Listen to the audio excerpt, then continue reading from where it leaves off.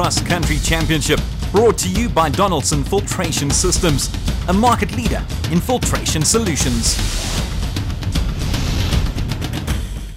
We're back in Gauteng for the final leg of the Donaldson Cross Country Championship. The Atlas Copco Gold 450, situated at the gold mining home of Sibanye Gold at Glen Harvey on the West Rand, and taking place for the second time. Things could not be closer at the close, with Castrol Toyota's Anthony Taylor and Dennis Murphy holding a slim lead over the Horn brothers from Malalan in Class T. Yeah, and excited, very, very tight at the top. Of course, Anthony leading the way, but there's a chance that you can take the title. Yes, yeah, definitely. We had a good year. We all came to the last race now. But yeah, we'll just try to do what we always do, and just keep it clean and try to finish it with a good result. Not quite challenging for the title is our Imperial Auto Celeb Navigator comedian Kevin Perkins, also known as Michael Nyka. First and foremost, Kevin Perkins, excited, nervous? I am very excited, but I'm actually terrified at the same time. Bro, the Indian in me can't help being terrified. You understand that? Of the one training session, I was very nervous. So it's very different, to being. I'm used to driving and doing like performance driving stuff in street cars, but nothing like this. And when you're the navigator and you've got to put all your trust in someone else, it's a different story. But I was terrified. So Taylor and Murphy are top with 119 points, 14 clear of the Horns, meaning that while the Castrol Toyota pair are very much in the pound seats, any slip-up could prove costly.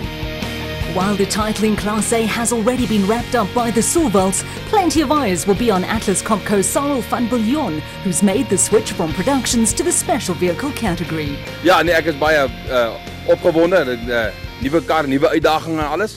En ja, dis nat so. Ek dink dit gaan net nog meer interessant wees. Let's catch up with the Class A champion, Quinton Silvalt. I think it's going to be more of the same, a lot of rocks. Apparently there's been a lot of rain here, so I think we're going to be in for an interesting day. So there's no catching Quinton and Kali Silvalt in the Elegant Fuel bet. 107 points in the championship and a massive 36 clear of Gerard and Hardus du Plessis, while defending champs Evan Hutchison and Dani Stassen are third. And so begins the final qualifying of 2014. Christian Duploy and Henk Janssen van Vuren in the RFS Motorsport Ford, looking for a strong finish to what has been a disappointing year. The battle in Class T was ably led by Chris Visser and Jaapie Barnenhorst in the Atlas Copco Ford Ranger. Almost 3 minutes behind them, the 4x4 Mega World Toyota Hilux of Jason Fenton and Vincent van Alleman. A superb drive, seeing them take second in class after 107 Ks of racing. The Horns from Malalan finished in a disappointing 9th place after getting lost, losing wipers and suffering a puncture. But no such issues for Gary Bertholdt and Siegfried Rousseau, who set the third fastest time in the Atlas Copco Ford Ranger. Class S delicately poised, Dion Fenton and Jakob van Aert just 9 points adrift of the leaders, but fastest in qualifying. Newcomers Etienne Nienaber and Deval Ferreira ended second in Class S, but the title is beyond their reach. Back to Class T, and outsiders Leroy Poult and Rob Howie from Castrol Toyota finished sixth in production despite suffering a puncture. They have a mathematical chance of winning the championship, but will be desperate to have momentum on their side ahead of the Dakar Rally.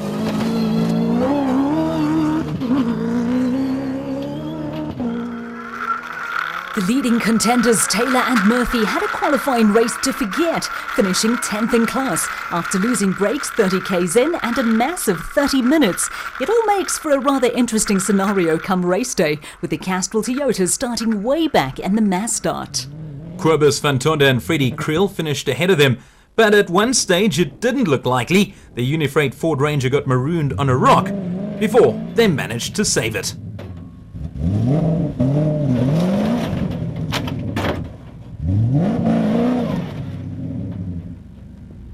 It was a race to forget for Kevin Perkins, unfortunately. He failed to finish qualifying, meaning former BARC captain John Smith claimed the Imperial Auto Celeb Challenge for 2014. To go that fast in a car over terrain that you would creep over in a normal 4x4. You're doing 180, 200 Ks an hour. It's insane. It's mind-boggling, because you can't believe that a car can actually do that and still handle and drive, and it's ridiculous. So another great drive from Visser and Barnenhorst, finishing 2 minutes and 59 seconds ahead of Fenton and Van Alleman. While Berthold and Rousseau will start third amongst the productions, Taylor, Murphy and the Horns are way back. In the specials, they may have already won the title, but the Silvalds want another win.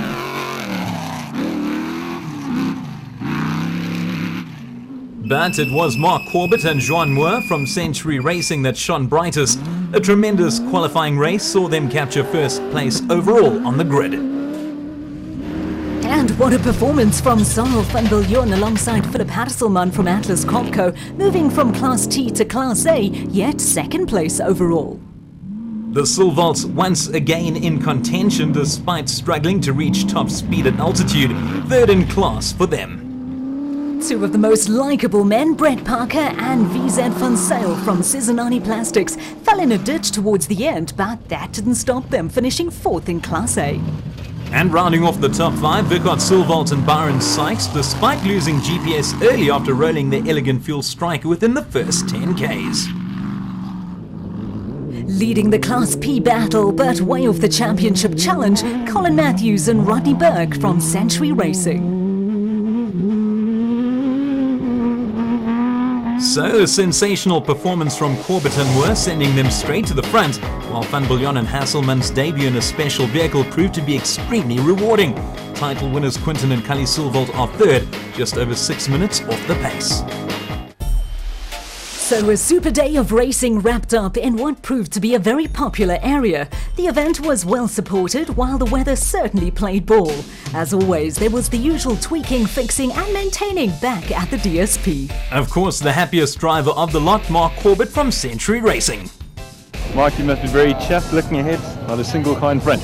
Yeah, we had a good run yesterday. We were 3 minutes in the lead. It's quite a big margin. I think the big trick is to hold on to that lead today. It's going to be a difficult task. I think the route is very rough. The first 100 Ks that we did of the route yesterday, there were an incredible amount of rocks. I think a lot of people have punctures, so hopefully we can hold it together.